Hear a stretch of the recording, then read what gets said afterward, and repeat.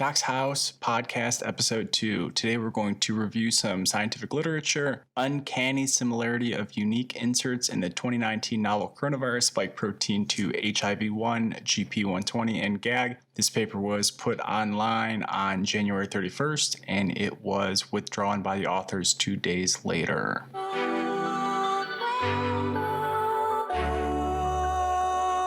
All right, welcome to Doc's House podcast episode 2.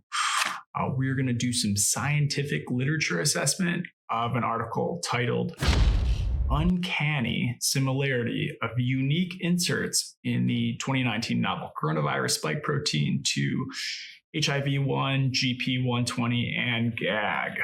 So this is an article that compares features of the coronavirus, COVID-19, to features of HIV-1. It was first posted online on January 31st, 2020 on bioRxiv as a preprint version. 2 days later, the authors withdrew the paper. So I happened upon this article on the day that it was published on January 31st in the Cancun International Airport. By doing a simple PubMed search. I had been seeing, a lot of suspicious reporting both online and on CNN International at the resort that I'd been staying at for the past week. And, I was kind of curious about this mysterious pneumonia in China and if it was a big deal.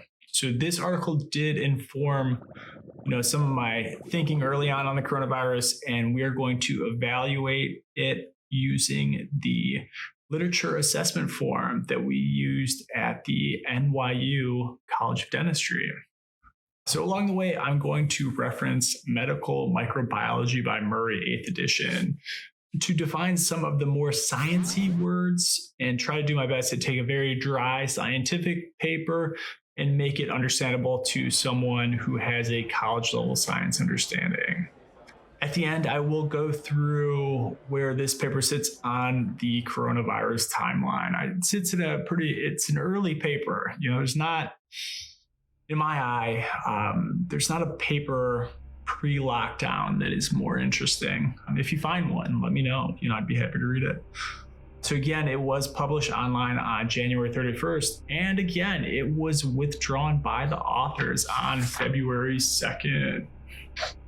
So the LAF, the literature analysis form, so it has 10 questions.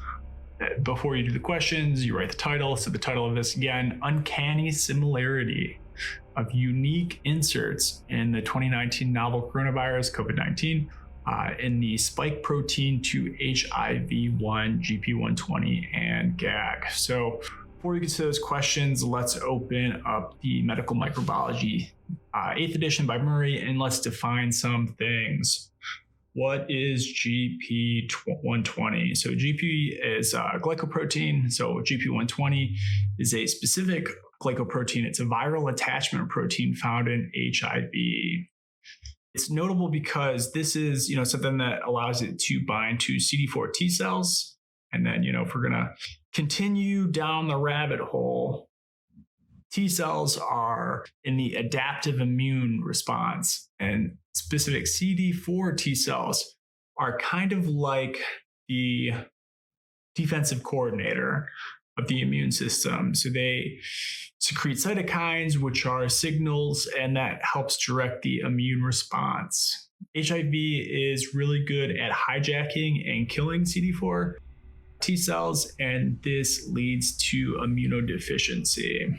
Another thing about GP120 is that it has antigenic drift via mutation. So, it's hard for the immune system to really lock it down with antibodies because, it'll mutate, it'll change just a little bit. And those antibodies that would have fit in real nicely like a lock and key, they don't fit anymore. The GP120 changes a little bit, so the antibodies just don't stick. And then also when GP120 shifts a little bit, this means that it can start binding at different places. So GAG stands for Group Antigen Gene.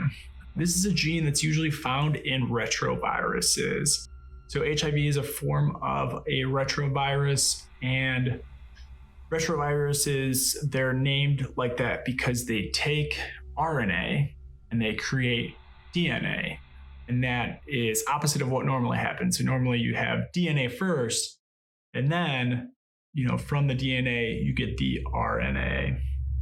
And then HIV, it takes that RNA, turns it into DNA, and then that DNA actually becomes integrated into the host cell. So it's kind of hard to eradicate because you're inside of the host cell. So authors, that's after title. We got Prashant, Pradham, Pandey, and Mishra. They are all listed as equal contribution. There's 6 other authors listed, and if you want to read their names, I'll put a link to the paper in the notes. So journal reference, what I'm going to do is they are all out of, pardon the pronunciation, Acharya Narendra Dev College. That's University of Delhi in New Delhi. So research question, what are they trying to figure out? So they're trying to determine whether there's no difference in the evolution and the features of the 2019 novel coronavirus versus, viruses that occur in the wild. Stated another way, these authors wanted to find out if this virus, specifically the inserts in this virus for the spike protein were uncannily similar to HIV-1. Using that word uncanny again. So uncanny, the title is Uncanny Similarity. So using uncanny there, the implication is that these inserts did not happen in the wild in nature. Something about them is artificial. So opening up the medical microbiology, let's define spike protein. So that's the region for attachment to the receptor is exposed on spike protein surface. So what that does is it just helps the virus attach to where it's going to attach. So research question, that's question number 1. Question number 2, what type of study is this? Is this a randomized clinical trial? It is not. Is it a retrospective cohort? I would just say that this is really descriptional epidemiology. There isn't really any, and this goes into the third question. So if it is descriptional, or even if it is a retrospective cohort, can this prove anything? Does this study have the power to show causation according to the scientific method? No. So there is no cause and effect here. Moving on to question number 4, the results. Summarize the findings on this reviewed set of studies. So the researchers took 55 coronavirus sequences from the NCBI, the National Center for Biotechnical Information, and 28 full-length sequences from GISAID, the Global Initiative for Sharing All Influenza Data, to make a phylogenetic tree. So that's a diagram to represent evolution, and they also generated a three-dimensional structure. The analysis suggests that the 2019 novel coronavirus, COVID-19, is closely related to SARS. And here I quote, "On careful examination of the sequence alignment, we found that the 2019 novel coronavirus spike glycoprotein contains 4 insertions. There are 4 things in this virus that were not in SARS." Again, let's go to a quote.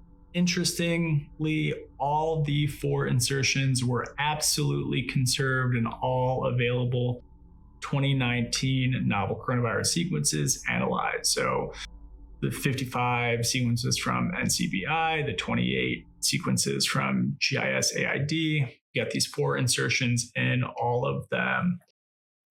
The first 3 inserts aligned to short segments of amino acid residues in HIV-1 and GP120.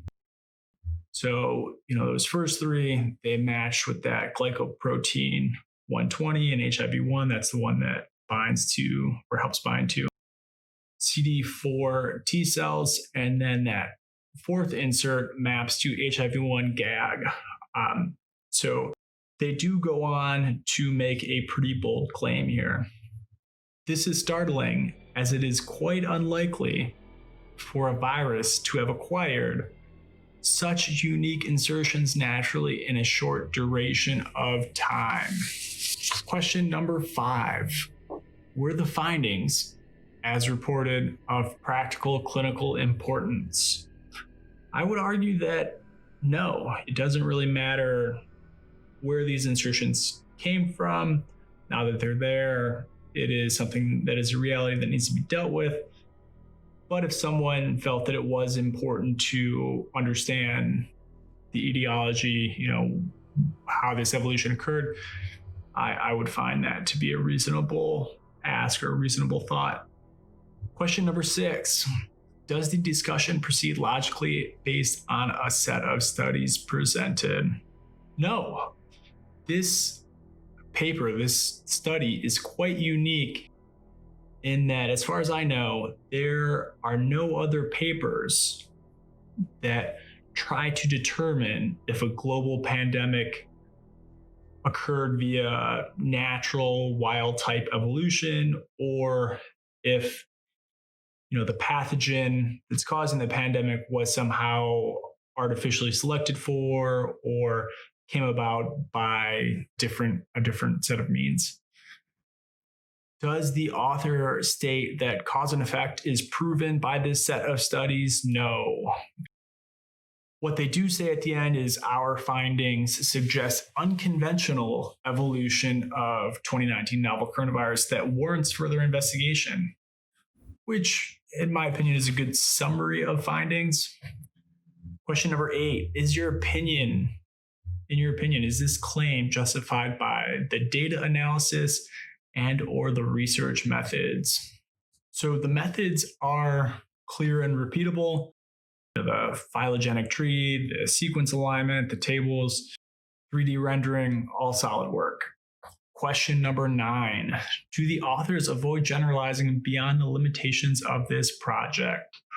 They stated earlier, I'll repeat this, how unlikely it is for a virus to obtain such unique insertions naturally in a short duration of time. That was maybe a step too far. I think that they are certainly hinting at this occurring in an unnatural way, which, given when this is published and the limited information they have, I think they went a little too far with that claim. Utility. So question number 10, what effect does the eligibility criteria have? Eligibility criteria is key in every study. Who's in this study? If you want to find out if your intervention is helpful, you got to know who you're intervening on. It's not terrible. It's just early on. You just don't have the same amount of data. We're sitting here mid-July. This study is from January. So I don't think that you can really generalize off of this just because the limited amount of information. It could be something that another set of authors could follow up and look at the sequences and see if they have changed at all. Are all 4 of those insertions still present in all sequences from all the different viruses that have been collected? But I would say that you can't really generalize based upon this limited information. So that's it. That is the end of the literature assessment form. We are going to put this study, kind of in the timeline, which I think it's fascinating where this fits. All right, so here's the timeline. So pre-paper, on December 30th, the Wuhan City Health Commission released an emergency notice about an unknown pneumonia. A day later, New Year's Eve 2019, Chinese state media posted a notice that 27 people contracted an unknown viral pneumonia in Wuhan. And it came out later, but on January 2nd, there was a memo that has been later reported on by YouTuber and news blogger Jennifer Zhang, and that memo was from the Wuhan Institute of Virology, and it stated that, all staff were forbidden from disclosing any information about the unknown pneumonia in Wuhan.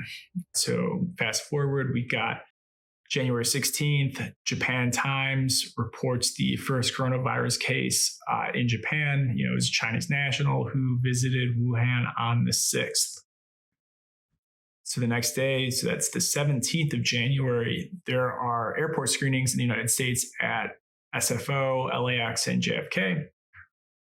On the 21st of January is when the first official case of the coronavirus happens in the United States in the state of Washington. 27th, so all this stuff is before this paper came out. The CDC on the 27th, so 3 days before the paper comes out, issues a level 3 warning telling Americans to avoid non-essential travel to China. The 28th, that's when airlines, they start to cut flights between the US and China. United announced it was cutting 24 flights between the US and China. And then American Airlines, the next day on the 29th, said that it would suspend flights from LA to Shanghai and Beijing to LA, but it would also keep flights from Dallas to Shanghai and Beijing. So there's a little cut, but not a ton there. And then these airlines are still flying in and out of Hong Kong.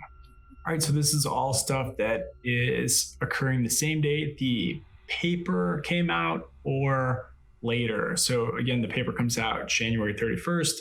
That is also the same day that President Trump bans travel from China.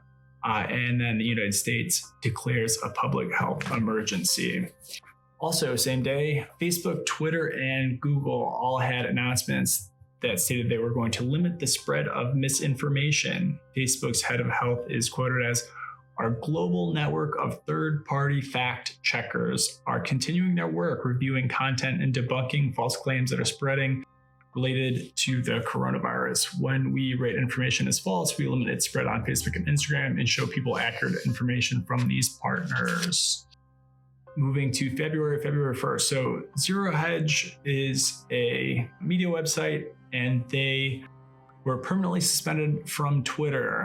They had carried the article that we reviewed the day before, and they had also posted contact information about a scientist who worked at the lab. So that website ranks 415th in the United States for web traffic, according to Alexa. And then they were actually reinstated onto Twitter, who's been on the news lately, on June 13th. And a Twitter spokesperson said that the decision to suspend them, 4 months earlier was an error. So on the 5th of February, just to put all this stuff in context, is the day that President Trump was acquitted in the Senate of abuse of power and obstruction of Congress. He was impeached in the House on December 18th. So this is the 7th of February from the website factcheck.org. So this is the title of the article: "Baseless conspiracy theories claim new coronavirus was bioengineered." Several online stories inaccurately claim that the new coronavirus contains HIV insertions and shows signs of being created in a lab. But there is not evidence that the new virus was bioengineered, and every indication it came from an animal. All right, February 9th, Senator Tom Cotton, he tweeted, "Fact, Superlab is just a few miles from that market. Where did it start? We don't know, but burden of proof is on you and fellow communists. Open up now to competent international scientists." So on the 16th of February, the Daily Mail, which is United Kingdom's highest circulating daily newspaper, ran a story titled, "Did coronavirus originate in Chinese government laboratory? Scientists believe killer disease may have begun in research facility 300 yards from Wuhan wet fish market." And then the first bullet point in the article is that Beijing-sponsored South China University of Technology concludes the killer coronavirus probably originated from a laboratory in Wuhan. So next day, the 17th, again, we've got Senator Tom Cotton. He went on Fox News And he stated, here's what we do know. The virus did not originate in the Wuhan animal market. On the 26th is when there was the first reported coronavirus death in the United States in the Seattle area. There may have been an unreported death from the coronavirus that occurred before this date in Santa Clara. On that same day, the 26th of February, Business Insider ran an article titled, "Both the new coronavirus and the SARS outbreak likely started in Chinese wet markets." There was a lot of bat soup energy in late February. So moving into March, on the 11th, the World Health Organization finally declared the coronavirus outbreak a pandemic. And on the 12th, the NBA suspended their season and the March Madness tournament was canceled. So the 14th, that is the travel ban on Europe. That's when Trump put the travel ban on Europe. And moving on to April, so April 15th, National Geographic. So wet markets likely, this is the title of their article, wet markets likely launched the coronavirus. Here's what you need to know. Most of the earliest COVID-19 cases trace back to one of these sites. But what are they and what do they sell? National Geographic. So 29th of April is when the United States, the number of cases hit 1 million. Wall Street Journal, on the last day of April, they had an article titled, "The U.S. intelligence community publicly confirmed it is trying to determine whether the coronavirus may have escaped from a laboratory in Wuhan, the city where the pandemic began." Also, the article goes on to say, COVID-19 virus was not man-made or genetically modified. We are in May now. Wall Street Journal again. Article title, "China rules out animal market and the lab as coronavirus origin." So NIMBY, not in my backyard. Chinese scientists in recent days said that they had ruled out both a laboratory and an animal market in the city of Wuhan as possible origins of the coronavirus pandemic. So we got Tom Cotton here. We're getting into summertime. This is June 3rd.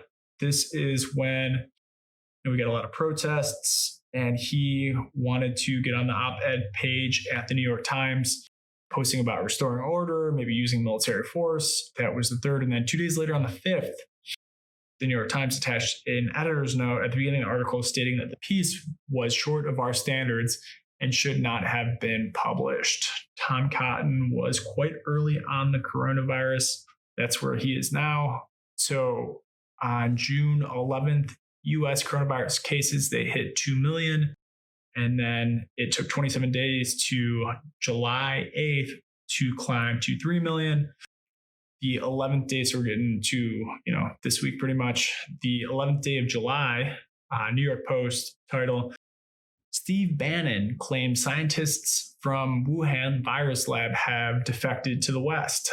Steve Bannon did serve in the Trump administration as White House chief strategist. And this is the last part of the timeline. I enjoyed finding this article. So it's from The Conversation, and they released an article. The title is, "Here's How Scientists Know the Coronavirus Came from Bats and Wasn't Made in a Lab." If the virus had been genetically engineered in a lab, there would be signs of manipulation in the genome data. This would include evidence of an existing viral sequence as the backbone for the new virus and obvious targeted, inserted, or deleted genetic elements. I'm going to read that last bit of it again for emphasis. This would include evidence of an existing viral sequence as the backbone for the new virus and obvious targeted, inserted genetic elements. So the Alexa rank for that website is 3,314. And again, the title of that article is, "Here's How Scientists Know the Coronavirus Came from Bats and Wasn't Made in a Lab." So in conclusion, we are in the information age. A world of information lives in the palm of all of our hands, and there are networks for instantaneous communication that span the globe. Seeing the wide variety of information about critical topics can almost induce an analysis paralysis. being media savvy and possessing the ability to assess professional literature are critical skills when we're inundated with a fire hose of information. So if you have other articles that you think would be fun to analyze, or you have some comments, just drop them below, and you guys have a great day.